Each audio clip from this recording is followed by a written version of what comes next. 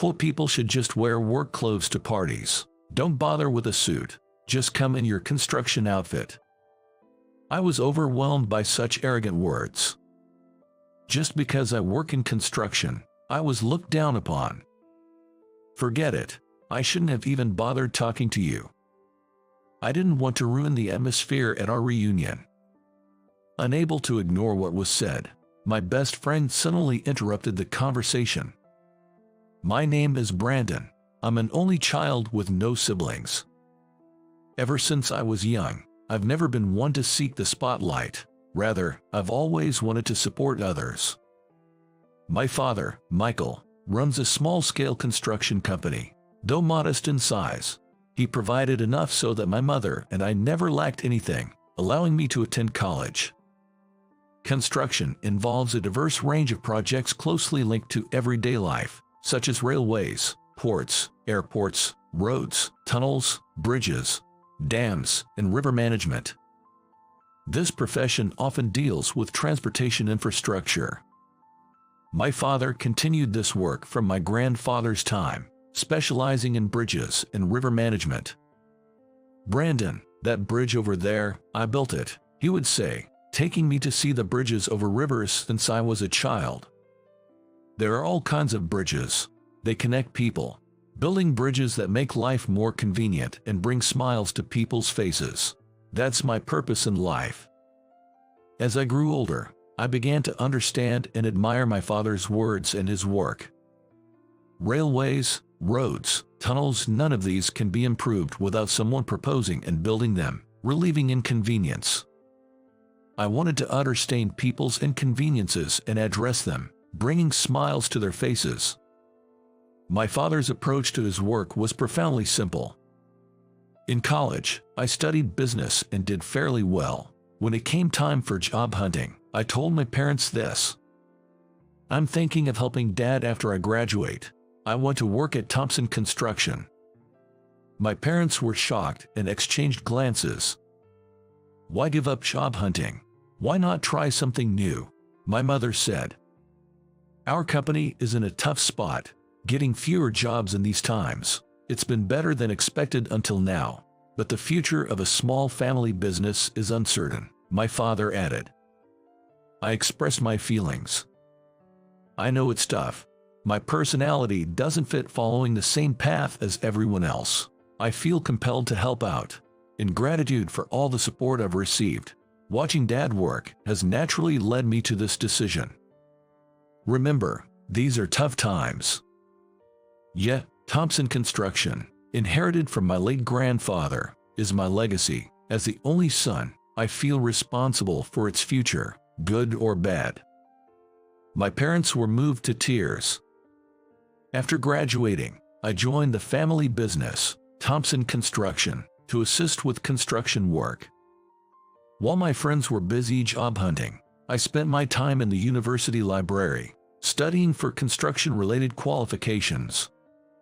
My university friends had their opinions. Brandon's helping with his family's construction work. If he had properly job hunted, he could have gotten a decent job. Graduating from college to become a construction worker, he took the easy way out by taking over the family business. The easy way out, well, there's some truth to that. While everyone else was working hard at job hunting, I was the only one cooped up in the university library. What others said didn't matter. I had decided my future. For better or worse, it was up to me. Honestly, I didn't care about the rumors of who landed jobs at major corporations or fast-growing companies. Studying before joining a family business was my form of job hunting. After college, I joined the 20-employee Thompson Construction and learned the ropes mainly from my father. On the construction site, in the office, and even at home, there was so much to learn that the only time I could really relax was during lunch breaks. I constantly thought about how to compete with larger and smaller companies, improving monthly sales. But as my father warned, it's a tough world for small family businesses. It's a world of survival of the fittest. I spent a lot of time analyzing when things weren't going as planned. At one point, I asked my father about my doubts. "Dad, our company excels in bridge and river management, but what if we expanded our scope in transportation infrastructure? If we spread ourselves too thin, we'll struggle with manpower. It's the people who make things happen. Expanding too much can incur unnecessary costs, not to mention the technical aspects." "I see. It's complicated, isn't it? To expand our operations, we'd have to open offices beyond our county. We've been a community-focused business, trusted by the locals because of our personal touch." "Right, that's the core of our business." Determined to promote what our company excels at, I hired a design firm to create a website and also started using social media to spread information, becoming a bridge that connects people. After a day's work, I'd return home and study for construction-related qualifications. Earning these qualifications would broaden my ability to build bridges that connect people. That's it, I'll become the bridge. I believed and put in more effort than ever before. Time flew since I started working with my father. 6 years passed in the blink of an eye. One day, I received a letter at home. It was from my high school best friend, David. I wondered what it was about. "The alumni reunion of Cedar Grove High School will be held on the 3rd of May. Please join us." So, it's been 10 years since we graduated from high school. I wonder how everyone from the basketball team is doing. Throughout middle and high school, I was part of the basketball team. I worked hard as a regular player and as the vice captain. David was the captain back then. An invitation to a reunion from such a relationship. David organizing it, that's exciting. Oh, I wonder if the team assistant will be there too. I don't really want to see her, but I'll avoid conversation if she is. The awaited May 3rd arrived. The reunion was a standing party, renting out an entire floor of a hotel. There were 360 alumni and our respected teachers in attendance. Even the principal graced us with their presence. Seeing everyone in suits, dresses, and flawless makeup, I realized how much people can change. Everyone looked so mature.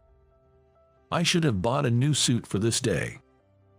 I'm always in work clothes, rarely in a suit for business. Even though I tried picking out the best suit I had, it was clear that I was the only one looking outdated and unfashionable. "Hey, Brandon, how have you been?" "David, long time no see. Why are you dressed like a hotel manager?" "Heh, I'm the manager of this hotel. Normally, you couldn't rent this room for a party. You're managing the place. That's amazing. This is the Phoenix Room, right? It's as splendid as its name. The participation fee was low, right? I managed that. Thanks for that." David, the popular captain of our high school basketball team, had become the manager of a hotel. Surrounded by women, he was as popular as ever, playing the part well. "Everyone, enjoy the special buffet course we've prepared." The women were excitedly chattering. David always knew how to please and had a knack for understanding women. That's something I couldn't do. I'm envious. "Hey, Brandon, the female team assistant is here." "Really? I didn't really want to see her." "What? Getting shy? Oh, there's our team assistant. Hey, Emily, Brandon's over here. Keep him company." "David, wait a second." I found myself face to face with Emily, the team assistant of our high school basketball team, whom I wasn't too keen on meeting. Since my sophomore year in high school, Emily and I were dating. We attended the same university and even the same department. Our relationship lasted for 6 years until we graduated from college. Emily's mother was the CEO of a well-known domestic apparel company. She was the only daughter of this successful CEO, essentially a business heiress. "Brandon, you're really dressed up today, standing out all by yourself, but in a bad way." Her sarcasm had begun. starting with a jab at clothing, typical of an apparel CEO's daughter. Her scrutiny is always more intense than most. You're helping out with your dad's business now, right? Yeah, that's right. How are you doing, Emily? You should be more worried about yourself. Emily wasn't so haughty back in high school. She used to be kind and considerate. I fell for her personality and asked her out, but our relationship quickly cooled off during our junior year of college when job hunting began. The chill set in when I told her I was going to help with the family's construction business. Brandon, are you okay with this? I made my choice, so yes. You're going to help with a small, family-run business that might not even survive. Do you realize you'll end up as a construction worker? What's wrong with that?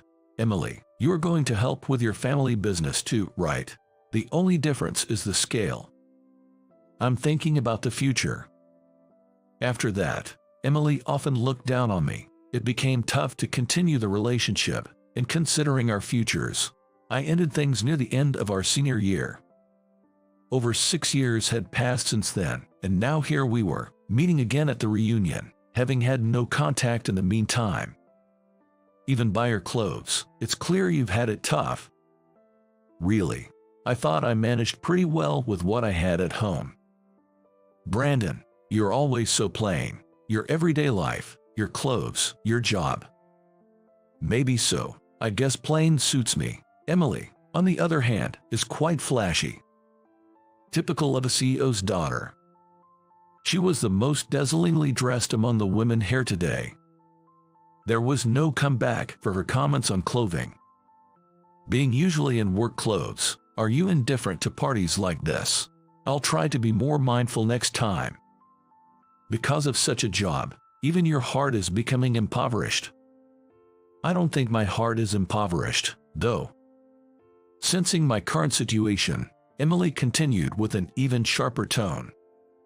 Poor people should just wear work clothes to parties. Don't bother with a suit. Just come in your construction outfit.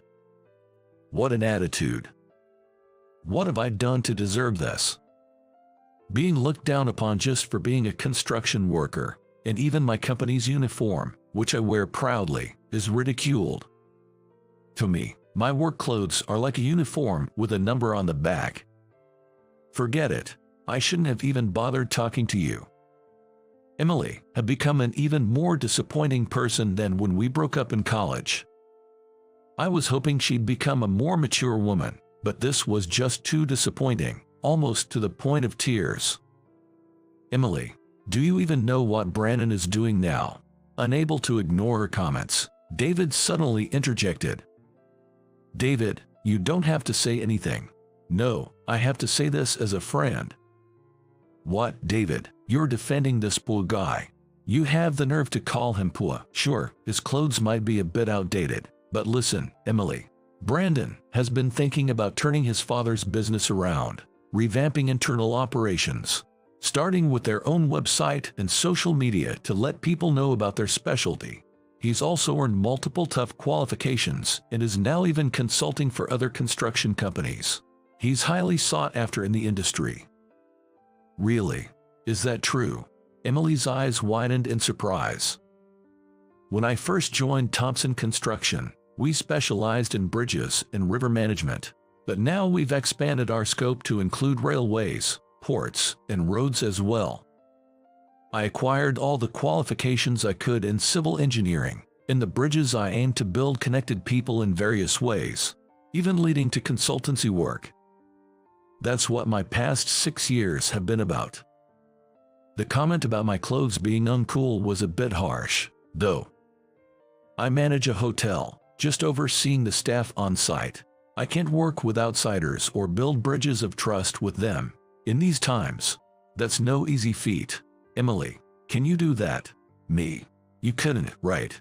Brandon supported me as vice captain in the basketball team, always striving for a better team. You, as our team assistant, should understand. Emily nodded in acknowledgement.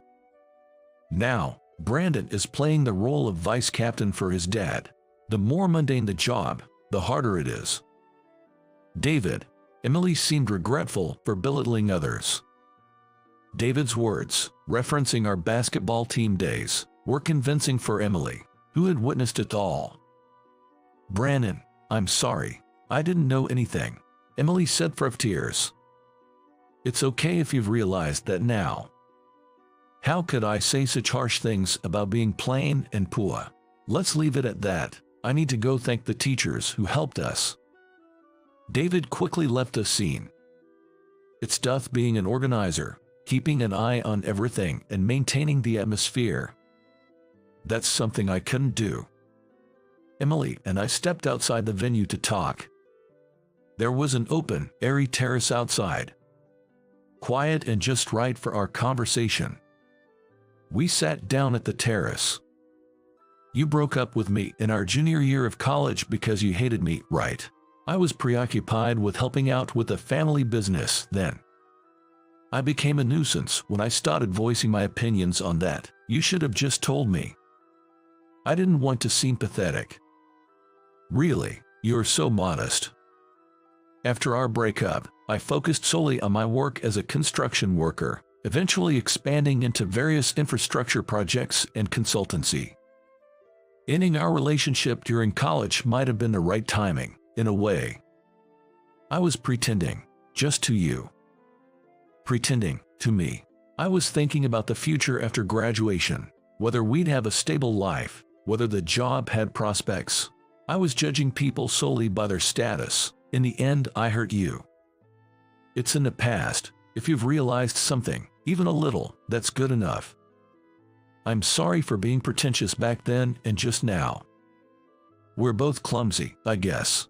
Emily broke down in tears again. I'd never seen her cry like this before. "Remember when I asked you out, Emily? Huh?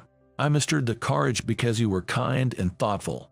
I still believe you are at heart. There's no need to pretend or be haughty. Just be yourself." "Okay, thank you. My plainness is just me being true to myself, I guess." Emily, with reddened eyes, smiled, and we returned to the venue together. The reunion was lively with performances by alumni. Thanks to David's thoughtful organization, it ended on an emotional high, the 3 hours flying by. I managed to catch up with old classmates and basketball team friends, sharing stories from our past. It was a fulfilling day.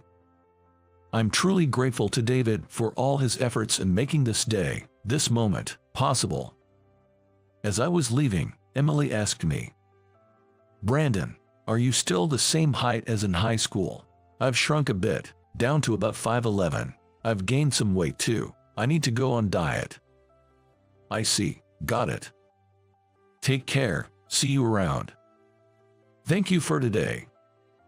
I couldn't come up with anything clever to say, but I did my best to express my feelings to Emily. As a CEO's daughter, she'll surely find a good husband and live happily. Our time together in high school and college is now a pleasant memory. Reunions are strange. Meeting alumni provides a lot of inspiration. Observing others helps me understand what I lack, filtering these insights through my own perspective. It makes me realize there are new worlds to discover, fueling my ambition to strive harder. Now, I must continue to work hard at my job. As a construction worker, there's much to do.